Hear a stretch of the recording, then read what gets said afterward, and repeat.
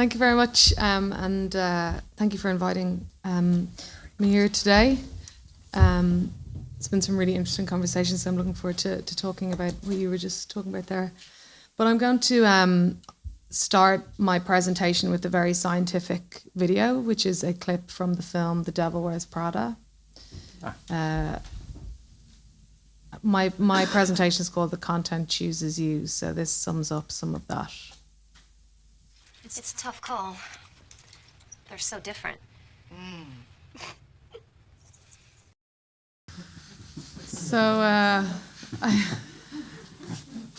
when I saw that film, that scene always stuck with me because the blue sweater signifies a lot of things. Two things, I suppose, is that scene and that concept can be loosely framed around the concept of emergence, how something rises from the bottom up to deliver a greater meaning, and also the concept of contagion. But the other thing about it is about predestination, that Anne Hathaway's character was somehow predestined to end up wearing this sweater because it was chosen for her multiple years previously, even though she didn't know about it. So did she really choose the blue sweater, or did the blue sweater choose her because of her circumstances? Predestination, obviously, historically was viewed as a doctrine about the will of God. But I think today, the individual's free will, which was always at odds with predestination, is challenged by the omniscience, I suppose you could call it, of tech companies and social media platforms, which purport to know more about ourselves than we do about ourselves. And they know that, and they do that by, in a multitude of ways that we know, from asking you to give up information, to harvesting personal data, to tailoring what information you're receiving so that they know what you're responding to, and are in turn influencing your thoughts. And what better way to know what you are thinking and feeling than to just tell you what to think or feel? I think as is evidenced by my initial scientific video, I am not a scientist or an academic. I am first and foremost a journalist. But what I have been writing on and off about for the past 12 years or so is the impact of social media on identity and on the self. And I'm increasingly interested, when it comes to the conversation about AI, in exploring a very particular feeling, which I call kind of micro dread, that many people have when we hear about or we observe a machine, a technology, a robot, or an algorithm being all-knowing or invasive or exhibiting human-like functionality or maybe God-like understanding. I think we all kind of know that feeling when we see something that's stretching a bit too far. This little red flag kind of goes up, and it's quite a visceral emotion, and I'm interested in trying to figure out what that actually is. And I'm also writing a book at the moment on the topic of empathy, which is a topic I'm very interested in, and how that relates to data and privacy, with regards to how empathy is being simultaneously erased and commodified online, as seen by the political discourse at the moment in the US, which, pardon my language, seems to orientate around fuck your feelings and why feelings have begun to be so fashionable to be under attack. But today we're talking about these things called algorithms and how content chooses us, and what I perceive to be an existential flaw in the harvesting of personal data, and why that ultimately skews what we think or feel, or what these tech companies know about us. And I think it's interesting to reflect on how algorithms are spoken about in broader society, and you're talking about it in terms of that black box idea that we don't really know what's going on, because it reminds me of something else that is taken as a given but is rarely understood, which is the stock market. And like the stock market before them, and obviously the stock market is excelling, I suppose you could call it, in terms of its use of algorithms and artificial intelligence.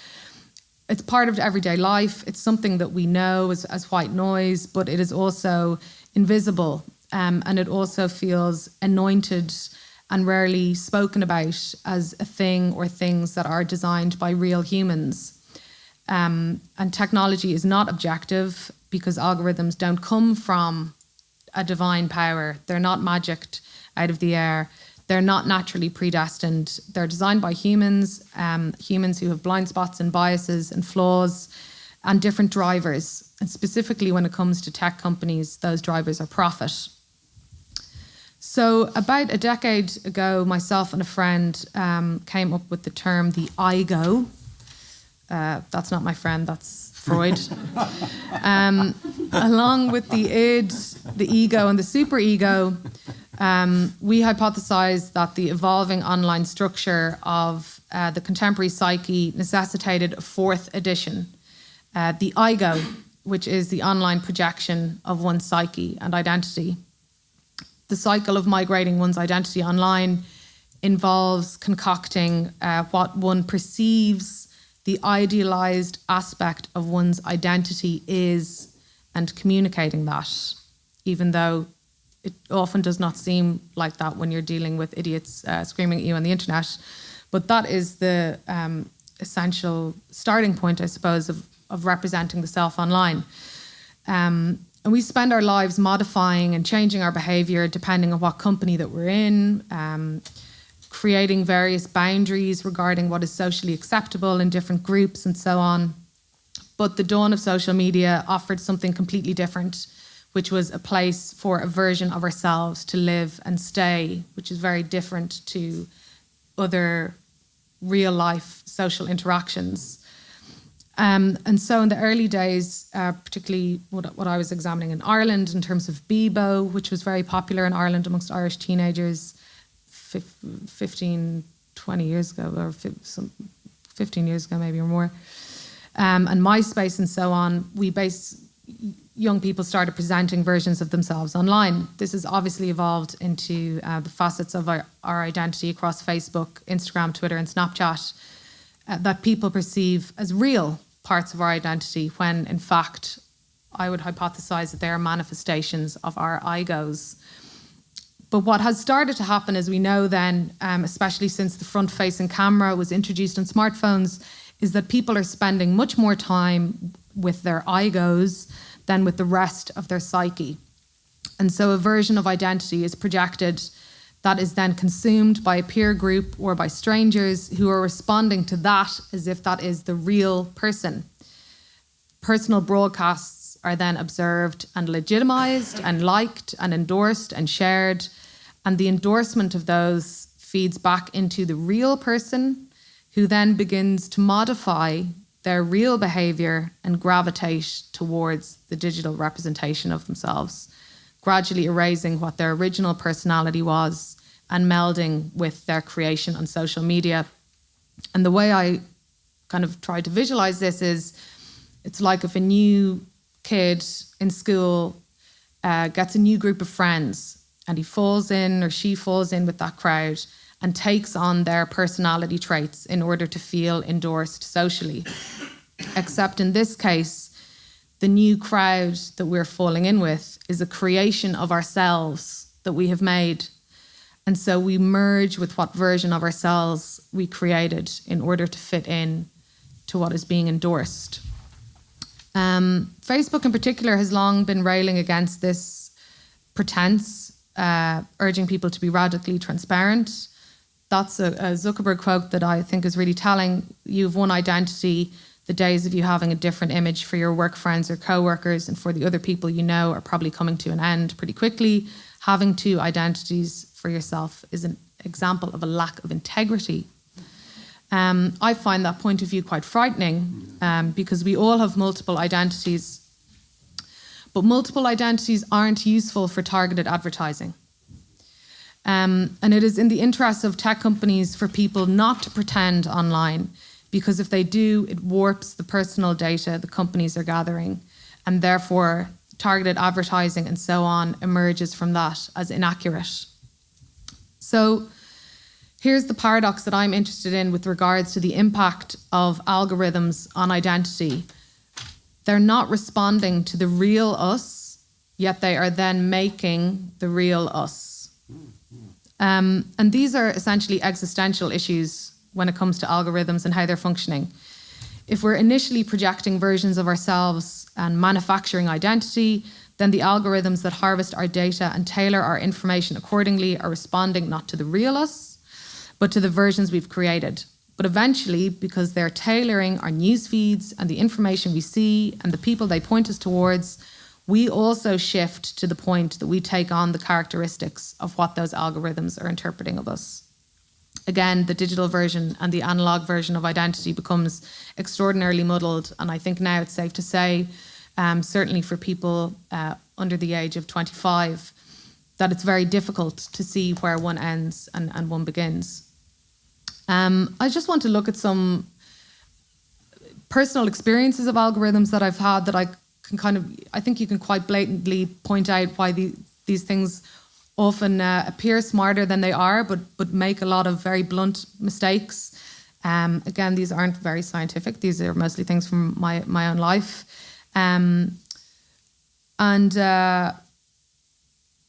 One of them, and it's, I suppose, about the impact they're having on the content that the content that is choosing us as opposed to us choosing the content.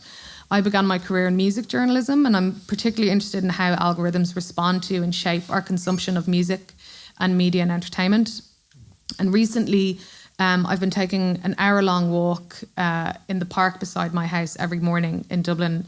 It's called the Phoenix Park. It's the largest enclosed public park in the capital of Europe. The perimeter wall is 11 kilometres long, so every day I can go a different route pretty much. And because I want to empty my head, I'm not listening to podcasts or things like that. I've decided to listen to a single album every morning. And for whatever headspace I've been in, I've been listening to very particular albums, mostly rock music. Even though my taste in music, as most people's, is quite varied. And as a result, the signposts that Spotify's algorithms have started to point me towards have become skewed, as algorithms actually need common ground. They need homogeneity, I think, to work properly. So it's harder for them to cope with spontaneity. So this is what my Spotify now suggests to me, which is pretty much all rock music on the basis of my 3 weeks of walking in the park in the morning. And this is where I think the conservatism of choice that algorithms creates on music apps in particular comes in. They assume that Spotify's one anyway, assumes that if you listen to one thing, you will want to listen to other things very much like it. But as any music lover knows, it's diversity of music that makes a fan.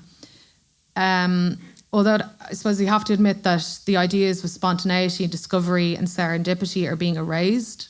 I think that there is a case to be made that algorithms in this instance are making our choices more homogenous and more conservative. And I think you can take that Spotify idea and you could transpose it onto news or dating or anything like that in terms of app usage. Again, when it comes to music, private choices tend to come from a very honest place, I think. If you want to hear a particular song, you play that particular song, and it's quite a visceral decision. When I first joined Spotify, I actually remembered putting, when you could see what your friends were listening to and you could see what they were listening to, I remember turning, specific listening sessions onto private because I didn't want to see people what I was really listening to. And so in turn, I think because the music is very linked to emotional states. And so I would imagine that these are already happening, but there's so much opportunity there for platforms such as Spotify to carry out similar psychological experiments, such as the ones Facebook carried out in 2012 to see if it could alter the emotional states of users. And I would imagine that those are already emerging. That's certainly what I would be doing if I had all that data about people's playlists called SAD or something like that. In terms of news feeds then, I've started to have, obviously we're living in quite politically stressful times in various parts of the world, but I've started to have more empathy for people who think completely differently to me because I'm mindful of the role that technology is playing in how they're formulating thoughts. But based on what they're seeing on news feeds, what information they're getting when they wake up in the morning and reach for their phone versus what I'm getting when I reach for my phone. It has become incredibly fashionable to berate left-wing people for retreating into and inflating filter bubbles, living in silos and echo chambers where only their opinions are reinforced. Hanging around with like-minded people was obviously not invented by the internet, but it has been reinforced by algorithms. And it has also become increasingly acceptable to label right-wing people, particularly in America and in Britain, in the aftermath of Brexit, as ignorant or stupid, without taking into account how Facebook has enabled propaganda on its platform. Last month, October, Facebook said that 10 million Americans had seen Russian propaganda advertisements on their platform during the 2016 US presidential election. Yet when they were called to the committee intelligence hearing, they revised that number to 126 million Americans, mostly from a Russian group called the Internet Research Agency that created 80,000 pieces of content from 470 accounts on Facebook, and that reached 126 million people, bearing in mind 139 Americans voted in the election, so that wasn't too far off reaching everyone. I suppose in the instance of Trump, it's too late to examine or to stop how Facebook's algorithms enabled that spread of propaganda, but perhaps we could lessen the potential for damage in other societies. In an Irish context in particular, I think it's important to point out our upcoming referendum on abortion. Mind you, our government looked like it was about to collapse overnight, so who knows if that's going to happen. For some context on that, abortion is illegal and criminalised in nearly every circumstance in Ireland, and we're having an abortion referendum on it next year. And what people are already seeing on Facebook with regards to that, which was reported in the New York Times recently, where anti-abortion groups were using targeted advertising for Irish voters on Facebook, and that the Irish context may become a battleground for American anti-abortion groups and sources. That again speaks about Facebook regulation and how that just, in a lot of cases, just simply isn't happening. When it comes to Instagram, then, another example from my own life, what content you see is based on relevancy, whatever that means. And that's decided by a number of factors. This is my Instagram account here. Factors being engagement, the time you spend on something, do your posts get shared in people's DMs, the timeliness of the frequency of your posting, the genre, and that dictates what content you actually see on your Instagram feed. But what's really curious is that it doesn't actually figure out the real life relationships that you have, and therefore how real relationships with real life people would lead you to be more interested in their content. And I cite this example because for whatever reason, I've been with my girlfriend for 7 years, and we live together, we socialize together, we work together. And I would say that we are pretty interested in each other's content. Yet for whatever reason, Instagram does not recognize this, perhaps because we don't, unlike some couples, we don't communicate an awful lot online. And so as a result, in both of our feeds, we hardly ever see each other's photographs.